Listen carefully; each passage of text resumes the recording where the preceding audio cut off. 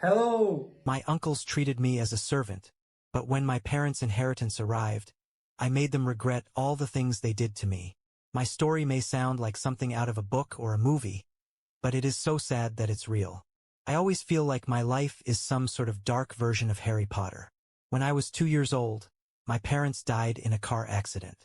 I don't understand all the details yet, but all I know is that it was sudden, and then one day, I woke up without them. They had no siblings or close relatives, except for my uncles. So I ended up living with them. For a 2-year-old, it is impossible to understand the dimension of such loss. I never knew my life would change so drastically, much less that the place that was supposed to be a safe haven would turn into a form of prison masquerading as home. Ever since I can remember, my uncles burdened me with feelings of being a problem that is bothersome to them. They never considered me as part of the family, quite noticeably. While the two children of my uncles, my cousins, grew up with privilege, love, and opportunities open to them, I was thrust backstage, or rather, into the informal servant role. My day went from cleaning to cooking and doing every other task no one desired to do.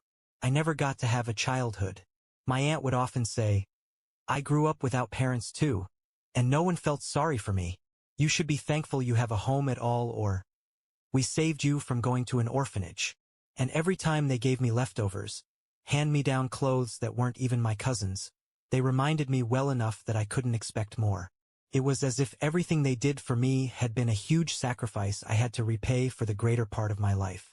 And the worst of all, I grew up thinking they were right, that I did owe them something, that perhaps I just had to try more or even work harder for the place in this family. The harder I was trying, though, the never enough things for them went on. And now, here I am, about to turn 18. All my life, I had thought this was my life, that I would never have any other chance to get out of here. It so happens that my parents left a huge inheritance behind them. I only knew about it recently, for it was so stated in the will that I should not get it before becoming of age, while my uncles knew from the very beginning. I can hardly imagine how many nights they must have dreamt about this money, making plans as to how they would spend it. Now, with my birthday approaching, they've completely changed their attitude. Suddenly, the same uncles who called me a burden and belittled me every day are acting like I'm the most important person in the world. My aunt has started making me breakfast, which she never did in all these years. Even my uncle asks how I am doing, as if he really means it.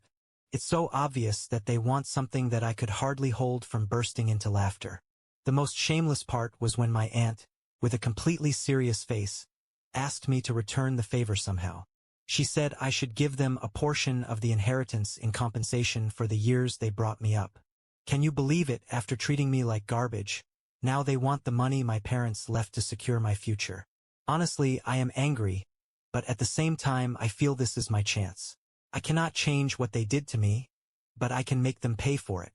And here I am, putting my plan together. I do not know whether everything will go according to my hope, but one thing is certain. I'm not giving up that inheritance. It is the only thing I have left from my parents, and I will not let them take it away from me. Who knows? Maybe this is finally my chance to get revenge for everything they put me through. Update 1. It's been a few weeks since I wrote, and man, things have escalated in ways that I never would have imagined. I took the advice of some of you and headed directly to the lawyer handling my parents' will. At first, I was really nervous talking to a lawyer.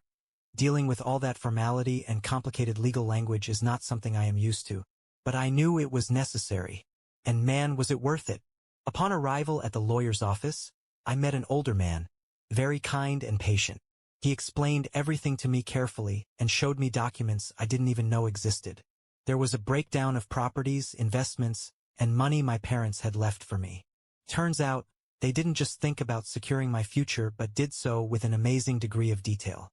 There is a house on the outskirts of the city, savings accounts, bonds, stocks, and even a small collection of art. Altogether, we are talking about an amount that took my breath away. It's enough money to secure a comfortable life for me and finance any project or dream I might have. He explained that, according to the will, everything had been kept in a trust until I reached the age of 18. My uncles knew this from the very beginning because they had to sign documents when they took legal responsibility for me. Of course, they never told me anything. What the lawyer did explain to me was that, beyond this, there was a specific amount apportioned for my living expenses, an annual amount for the furtherance of my needs. Food, clothes, education, and recreational activities. As you and I both know, I never saw a single cent of that money. For years, I wore hand-me-downs, often repaired, and ate leftovers of whatever my uncles were having for dinner.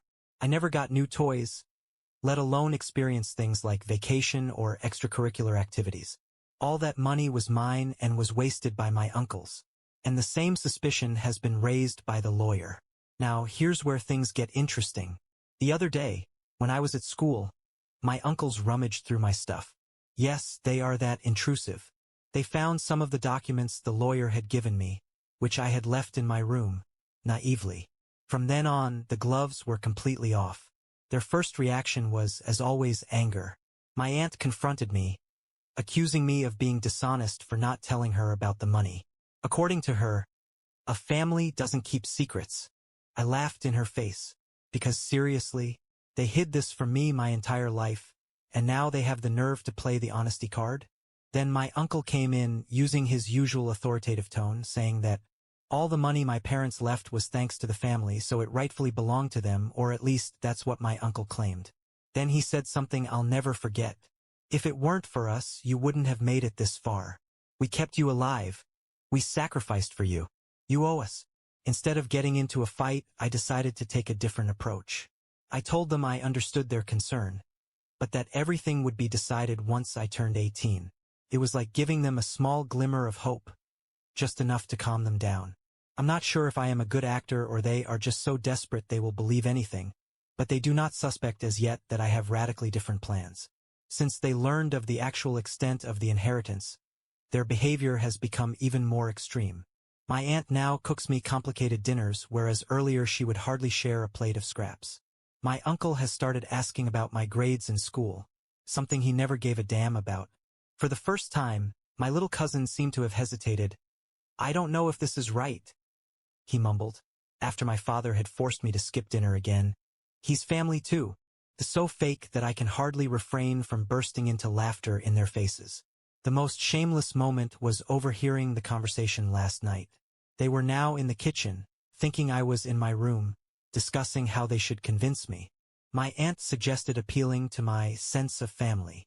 My uncle interjected that if that wasn't enough, they could lay a guilt trip on me with everything they have spent on me. My oldest cousin weighed in, making the profound revelation that he could help by informing me that sometimes I never even belonged. What they don't know is that I've been writing everything down. Every comment, every attempt at manipulation.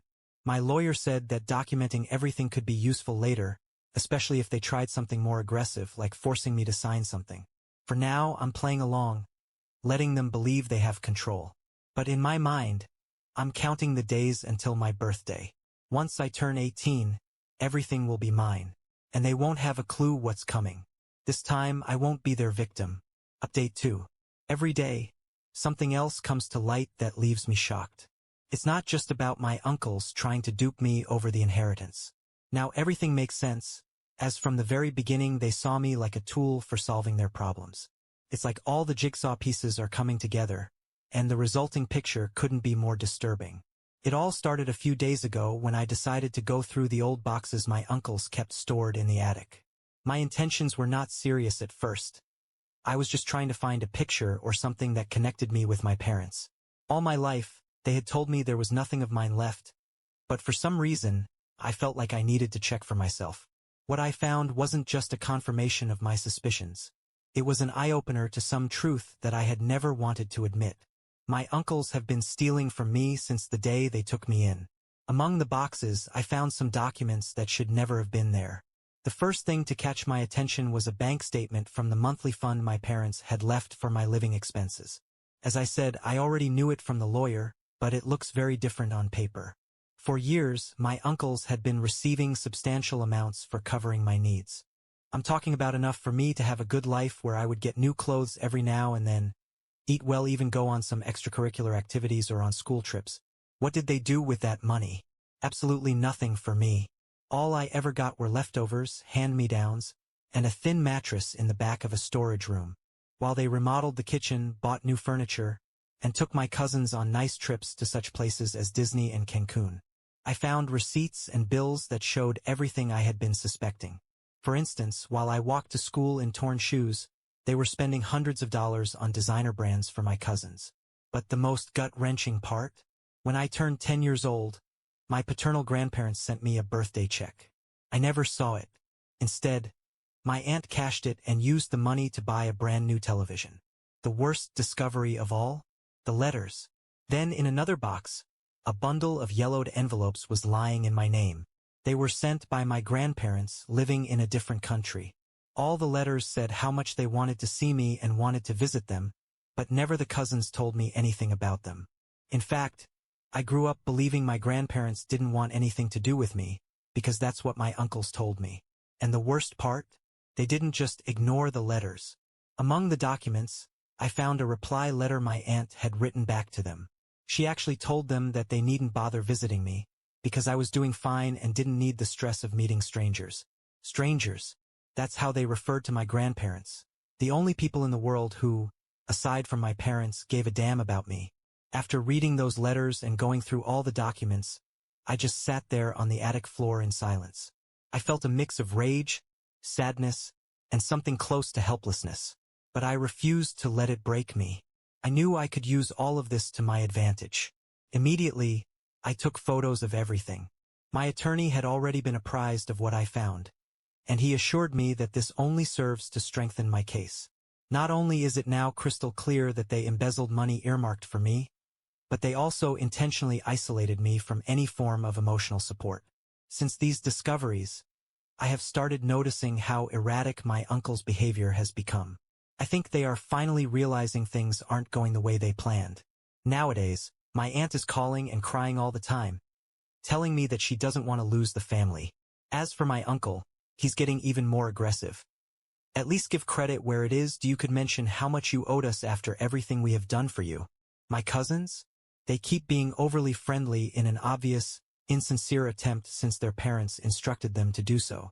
So, for the moment, I will keep my distances. Everything I find, I document. Everything they say, I write down. Every attempt at manipulation is being recorded. I feel like I'm building an arsenal, just waiting for the perfect moment to use it. My birthday is getting closer, and with each passing day, they are one day closer to not being able to keep this act up any longer.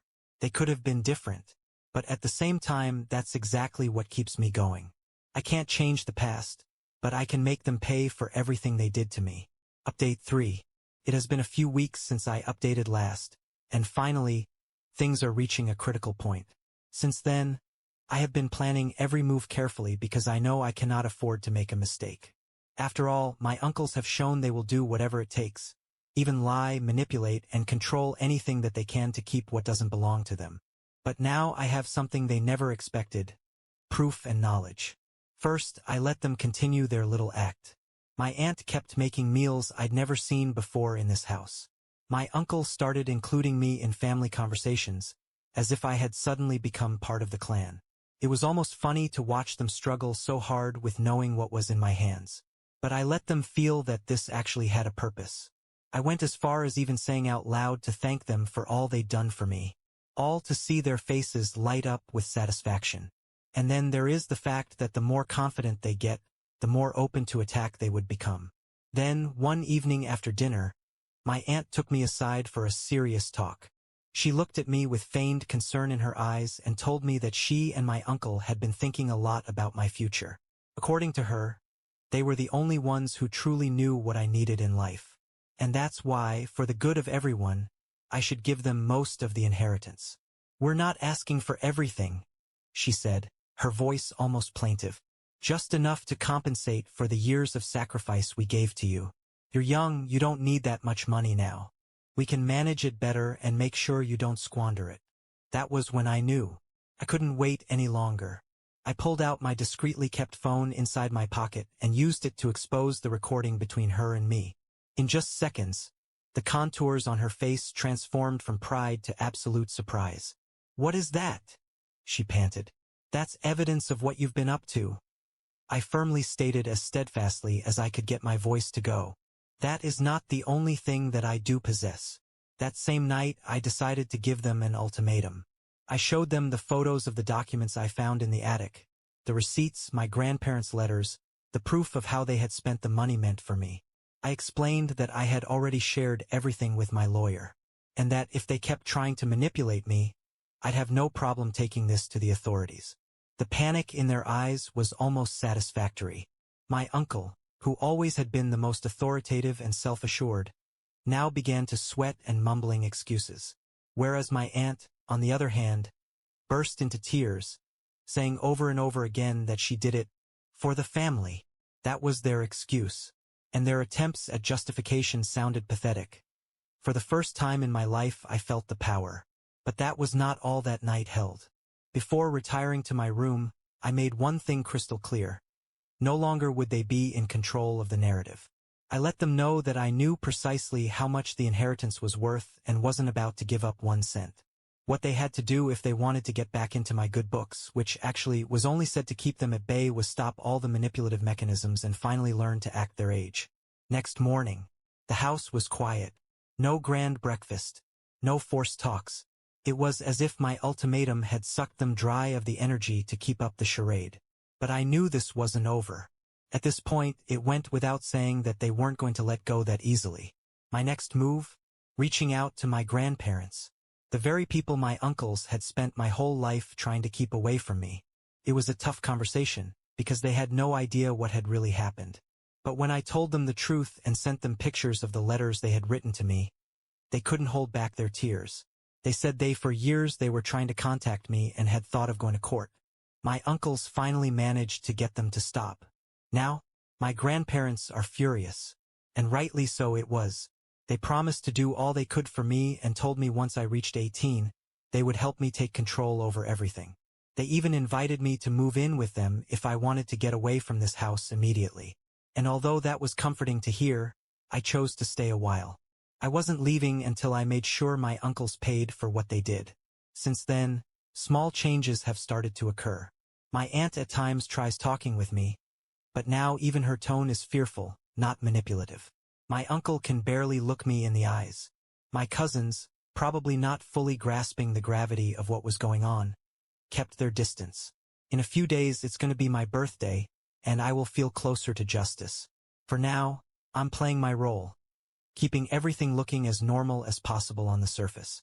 But inside, I'm counting the days. When the time comes, my uncles won't have a clue what's about to hit them. Update 4.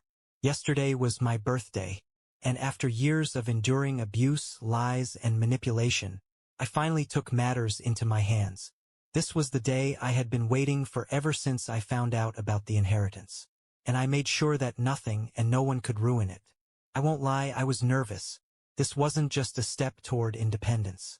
It was the culmination of years of suffering, something I couldn't afford to ignore. The day started in the most surreal way possible. My uncles, who usually either forgot my birthdays or gave me some trinket just so they could say they did, actually tried to throw me a little party at home. They decorated the dining room with those cheap balloons and bought a store-bought cake, acting like they actually cared. Today, we celebrate how grateful we are to have you in our family. Grateful. That word was almost comical coming from them. I forced myself to smile, clap along with the cake cutting, and play along with their desperate attempts at resemblance to a happy family. I knew exactly why they did all that, and time was running out for them. Now that I was 18, the trust fund officially fell into my hands. What they didn't know, though, was that my real birthday gift was already in motion. I was supposed to meet my attorney later that afternoon. It was at noon, but I had told my uncles that I would be going out with friends so that they would not suspect anything. As I went out, my aunt gave me a forced smile and said, "Keep in mind, you can always depend on us. We are family." I came into the lawyer's office filled with more determination than ever. He had everything ready, the papers needed to officially transfer control of all assets into my name, along with a detailed breakdown of what signing those papers would mean. It was an indescribable feeling. For the first time in my life, I felt like I had real power in my hands. But this wasn't about taking control. I also wanted my uncles to answer for what they had done.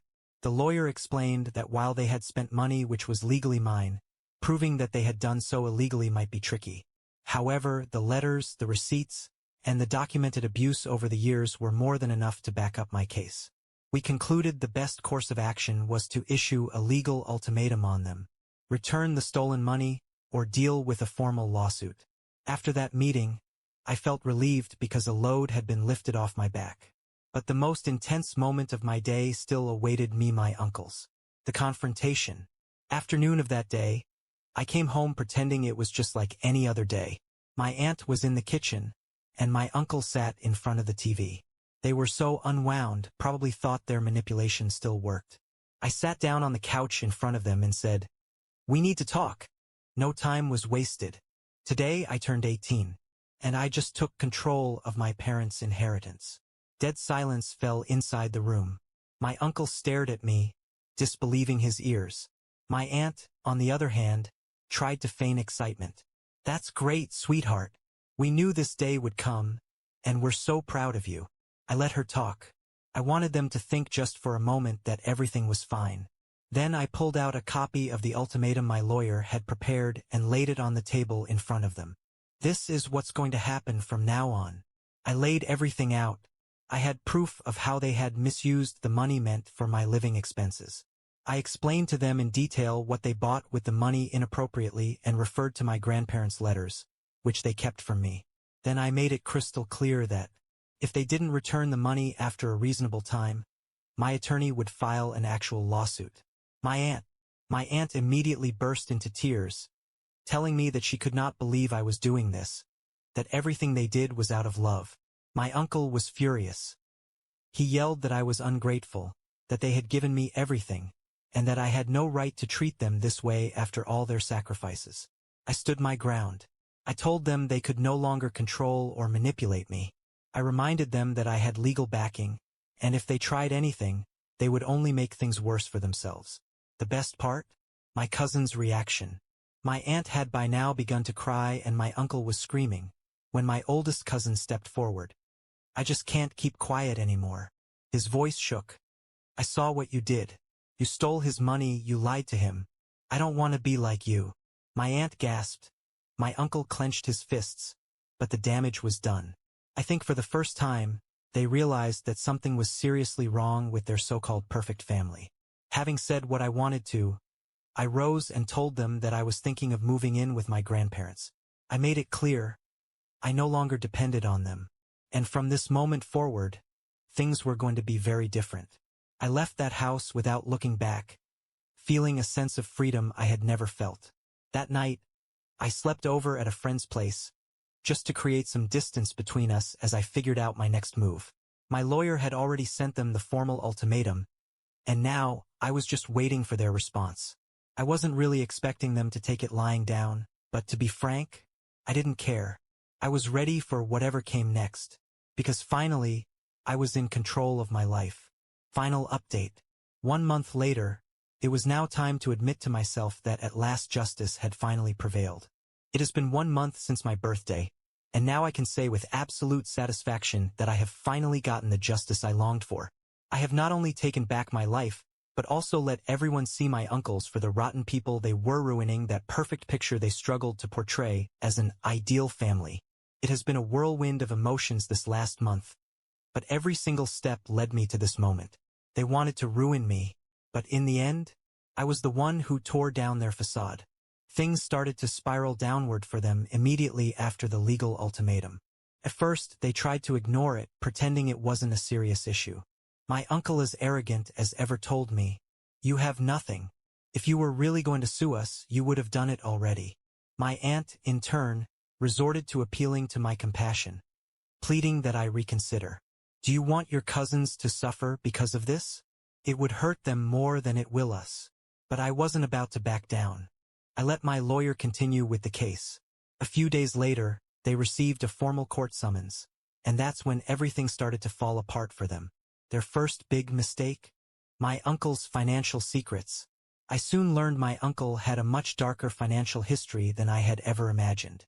It turned out that he had used part of my trust fund money to cover personal debts, including late mortgage payments and credit card bills.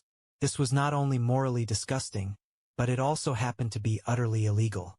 My lawyer made sure this became a key part of the lawsuit, and the resulting legal consequences just left them shaking. What about my aunt? Her victim act fell apart the instant my lawyer presented evidence that she had hidden my grandparents' letters.